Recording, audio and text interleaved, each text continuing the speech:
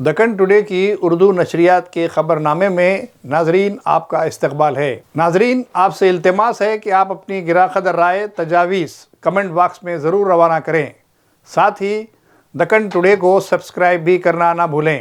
ناظرین کی خدمت میں حمید الدین محمود کا خلوص بھرا سلام عرض ہے۔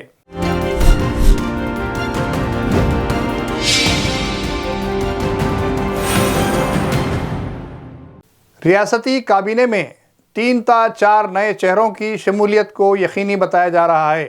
تلنگانہ کابینے میں 4 نئے وزراء کی شمولیت کے لیے مرکز سے منظوری حاصل کر لی گئی ہے۔ ان افراد میں اقلیتی طبقے سے تعلق رکھنے والے ایک فرد کی شمولیت کو بھی یقینی بنایا جا رہا ہے۔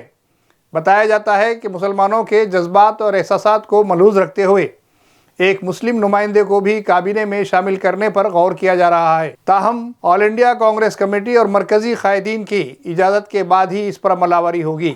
کئی دنوں سے تلنگانہ میں کانگریس سے وابستہ مسلمانوں نے پرزور احتجاج کرتے ہوئے مانگ کی تھی کہ کابینے میں مسلم وزراء کی شمولیت کو یقینی بنایا جائے اور یہاں کے مسلمانوں کو اعتماد میں لیا جائے، کیونکہ بلحاظ آبادی مسلمانوں کا تناسب 12 تا 14% تلنگانہ میں موجود ہے۔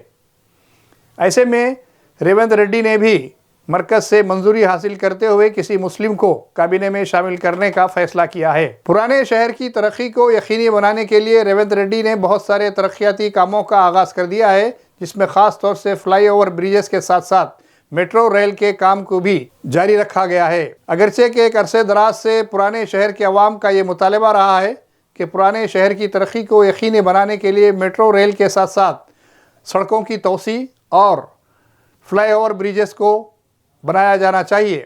ایسے میں ان کی خواہشات کو ملحوظ رکھتے ہوئے ترقیاتی کاموں کی انجام دہی کا سلسلہ جاری ہے۔ پرانے شہر کے سعید آباد، سنتوش نگر اور چار مینار کے اطراف اکناف کے علاقوں میں ایسی سرگرمیاں صاف طور پر دیکھی جا رہی ہے۔ پرانے شہر کے عوام کو ایک دیرینہ شکایت یہ رہی کہ ان کے علاقے کو نظر انداز کیا جاتا رہا، جس کی وجہ سے آج بھی اس علاقے میں پسماندگی غالب ہے۔ اس سلسلے میں مقامی سیاسی جماعت پر بھی الزام عائد ہوتا رہا کہ وہ ترقی میں اہم رکاوٹ ہے۔ تاہم کانگریس کے اقتدار حاصل کرنے کے بعد گزشتہ 15 مہینوں کے دوران ترقیاتی سرگرمیوں کو دیکھا جا رہا ہے۔ ایک ناتھ شنڈے کے لیے کیے گئے ریمارکس پر کامرا نے معافی مانگنے سے انکار کر دیا۔ انہوں نے کہا کہ اظہار آزادی ہے اور اس سلسلے میں اگر کوئی معاملہ درپیش ہوتا ہے تو وہ اس پر غور کریں گے۔ تاہم ایک ناتھ شنڈے نے اس کے رد عمل میں کہا کہ اظہار رائے کی آزادی ضرور ہوتی ہے، لیکن اس کے بھی حدیں مقرر ہوتی ہیں، جس کے لیے کامرا کو ایسے نازیبہ الفاظ یا ریمارکس نہیں کرنے چاہیے جس سے کہ دوسروں کے جذبات مجروح ہوتے ہوں۔ یہاں اس بات کا تذکرہ ضروری ہے کہ کامیڈین کامرا نے ایک ناتھ شنڈے کو غدار اور ایسے افراد میں شمار کیا ہے جو حکومت سازی میں اپنا رول ادا کرتے ہوئے سیاسی جماعت سے غداری کے مرتکب قرار پائے۔ بی جے پی اور شنڈے کی جماعت نے اس پر زبردست احتجاج کرتے ہوئے مہاراشٹر میں ہنگامہ آرائی کی، تاہم اس کا کوئی اثر کامرا پر محسوس نہیں کیا گیا۔ انہوں نے کہا کہ وہ ابھی تامل ناڈو میں ہے اور اس پر نہ تو ندامت محسوس کرتے ہیں اور نہ ہی اس کی معذرت طلب کرتے ہیں۔ مہاراشٹر کی سیاست میں ایک تبدیلی یہ رونما ہوئی کہ چیف منسٹر فڈنویس نے ایک بار پھر اپنے کابینی رفقا کو مشورہ دیا کہ وہ ایسے بیانات ریمارکس نہ کریں جس سے کسی بھی طریقے سے دوسرے طبقات کے جذبات مجروح ہوتے ہوں یا خاص طور سے اقلیتوں کے خلاف کیے جانے والے ریمارکس کو روکنے کی کوشش کریں۔ ساتھ ہی انہوں نے اٹل بہاری واجپئی کے ان خیالات کو بھی پیش کیا جس میں انہوں نے تمام کو ساتھ لینے کی تلقین کی ہے، یا رام راجیہ کی تلقین میں سب کو ساتھ لینے، سب کو اعتماد میں لینے کی وکالت کی ہے۔ دونوں شہروں کے ساتھ ساتھ تلنگانہ کے تمام اضلاع میں رمضان کے اختتام قریب ہونے کے ساتھ ساتھ مساجد میں زبردست ہما ہمی دیکھی گئی ہے اور ساتھ ہی ساتھ عید کی تیاریوں میں عوام کو مشغول دیکھا گیا ہے۔ مختلف محکمہ جات کی جانب سے اس سلسلے میں خصوصی اقدامات کیے جاتے ہیں، خاص طور سے گریٹر حیدرآباد میونسپل کارپوریشن اور ساتھ ہی محکمہ پولیس کے علاوہ محکمہ آبرسانی اور دیگر محکمہ جات کے تعاون سے عید الفطر کے لیے مؤثر انتظامات کیے جاتے ہیں۔ اسی روایت کو پیش نظر رکھتے ہوئے ریاستی حکومت نے तमाम तर इक़दामात की तरगीब दी है। साथ ही उन्होंने कहा कि वो अफराद गद्दारों की फहरिस्त में शामिल होते हैं जो उसकी मुखालिफत नहीं करते। ऐसे में उनका ये बयान पूरे हिंदुस्तान भर में आग लगाने का मौजिब बना और साफ तौर पर यह देखा जा रहा है कि एक बार फिर बीजेपी और इसकी हलीफ पार्टियों ने रामजी लाल सुमन के उस बयान से खामोशी इख्तियार कर ली है। साथ ही राजपूत और दीगर तबक़ात ने उनसे माजरत तलब करने की ख्वाहिशात का इज़हार किया क्योंकि उससे उनके जज्बात मजरूह होने की बात की है।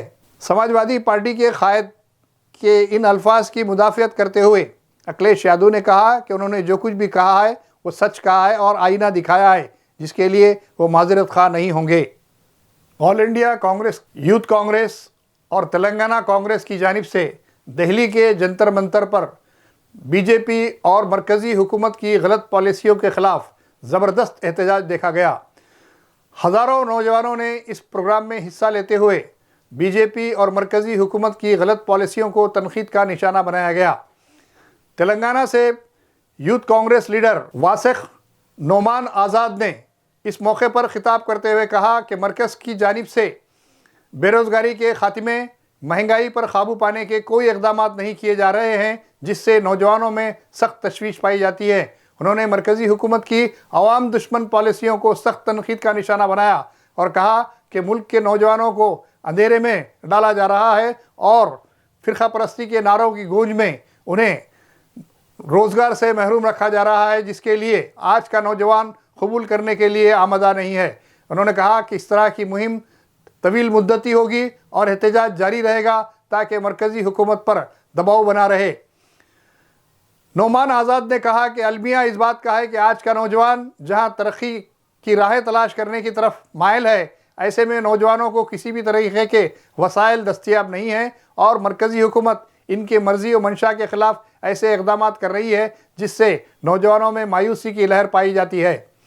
बीजेपी की कई पॉलिसियों को तनक़ीद का निशाना बनाते हुए नोमान आज़ाद ने कहा कि बीजेपी को तामीरी मुस्बित अंदाज में काम करने की पहल करना चाहिए, क्योंकि इक़्तिदार पर रहने के बाद मुल्क के नौजवानों की उससे तवक़्क़ात वाबस्ता होती हैं और ऐसे में नौजवानों की तवक़्क़ात से पूरी तरह वो नाकाम हो चुकी है।